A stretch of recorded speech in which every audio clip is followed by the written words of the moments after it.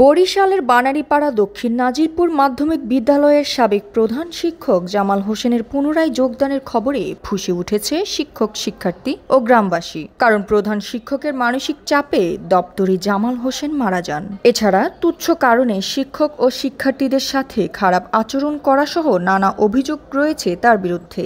আর প্রধান শিক্ষক যোগদান করলে আন্দোলনে যাওয়ার ঘোষণা দিয়েছেন তারা। তথ্য গোপন করে তিনি প্রধান শিক্ষক পদে নিযুক্ত হয়েছিলেন। তিনি চাকরিরত অবস্থায় ৩ বছরই এই স্কুলে বেতন পাননি।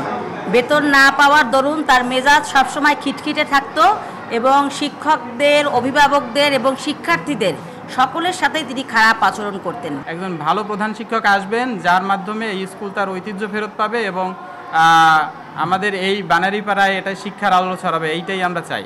প্রধান শিক্ষক বিগত ৩/৯/২০২৪ তারিখ ছাত্রদের তোপের মুখে স্বেচ্ছায় পদত্যাগ করছে। জানা গেছে কারণে অকারণে প্রধান শিক্ষক ছাত্রীদের শরীরে হাত দেওয়া এবং শিক্ষকদের গালিগালাজ করা সহ দুর্ব্যবহার অতিষ্ঠ ছিল স্কুলের শিক্ষক ও শিক্ষার্থীরা। পিঠে হাত দিয়ে এমন একটা আচরণ করছে যেটা বলার মতো না, যে পিঠে হাত দেয়। মানে আমরা তো মেয়ে, আমরা তখন ছোট, ঠিক আছে, ৮ম শ্রেণীতে পড়ি, বেশি বয়স হয় নাই।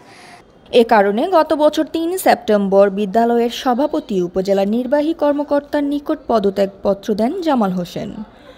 পরবর্তীতে এ পদত্যাগপত্র জোরপূর্বক নেওয়া হয়েছে দাবি করে থানায় সাধারণ ডায়েরি করেন এবং আদালতে লিখিত অভিযোগ দেন। আদালত থেকে তদন্ত দেওয়া হলে তদন্তকারী কর্মকর্তা কোনো সত্যতা পাওয়া যায়নি মর্মে প্রতিবেদন দাখিল করলে আদালত অভিযোগ খারিজ করে দেন। কিন্তু সাবেক প্রধান শিক্ষক ওই প্রতিবেদনকে গুরুত্ব না দিয়ে আবারও স্কুলে যোগদানের পায়তারার খবরে শিক্ষক, শিক্ষার্থী ও গ্রামবাসী একত্রিত হয়ে প্রতিহত করছে।